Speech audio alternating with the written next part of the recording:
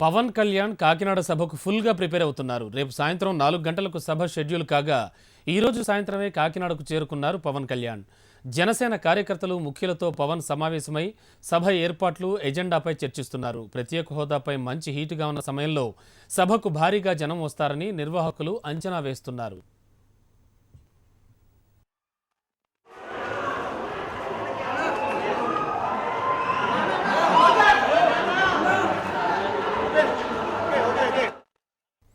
ఇదే అంశంపై మరింత తాజా సమాచారం అందించడానికి కాకినాడ నుంచి మా రిపోర్టర్ అప్పారావు సిద్ధంగా ఉన్నారు.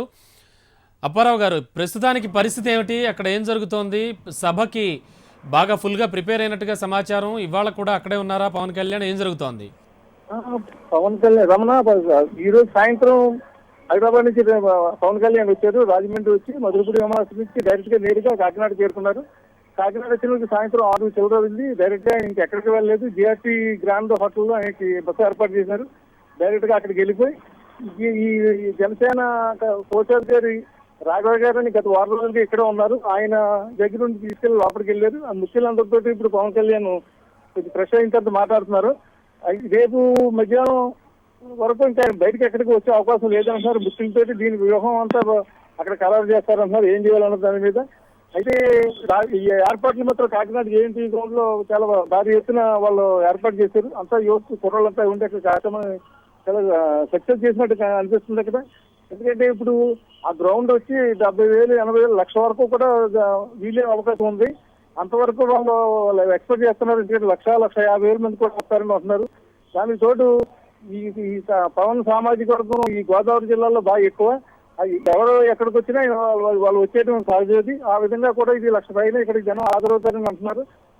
అయితే మొత్తం మీద ఇప్పుడు ఈ కంట్రోల్ చేయడానికి ఇతర జిల్లాల నుంచి ఈ జనం రావద్దని చెప్తున్నారు. ఇప్పుడు వీళ్ళు ఎక్కడికి ఇప్పుడే మొదలు పెట్టారు. పక్క పశ్చిమ గోదావరి కానీ విశాఖ నుంచి కానీ ఇంకా జనం ఎవరు రావద్దు, అభిమానులు రావద్దు, ఓన్లీ తూర్పుగోదావరి జిల్లాలో ఉంటే సరిపోద్దని చెప్పి పోలీసులు కూడా చెప్పిస్తున్నారు వాళ్ళు. పవన్ కళ్యాణ్ రేపు వచ్చిన తర్వాత రేపు సాయంత్రం మాట్లాడే దాంట్లో కూడా ఇప్పుడు ఏం మాట్లాడతాడు, ప్రత్యేక హోదా లేకపోతే ఏ విధంగా స్పందిస్తారనే దాని మీద వీళ్ళంతా ఉద్విగ్నమైన పరిస్థితిలో ఉన్నారు. పవన్ కళ్యాణ్ అయితే మాత్రం తిరుపతి సభలో చెప్పాడు, కాకినాడ ఎక్కడైతే బీజేపీ ఒక ఓటు 2 రాష్ట్రాలు అనేది ఇక్కడ పెట్టిందో అక్కడే నేను నా గలం ఇప్పుతానన్నారు. అదేవిధంగా కాకినాడలో ఆయన గలం ఇప్పుతారని భావిస్తున్నారు. ఎందుకంటే నిన్న రాత్రి ఇటు బస్సులో హోదా లేదని స్పష్టం చేసిన నేపథ్యంలో ఈ సభకు భారీ అంచనాలు వేసుకుంటున్నారు పవన్ అభిమానులు. రైట్ రావు గారు.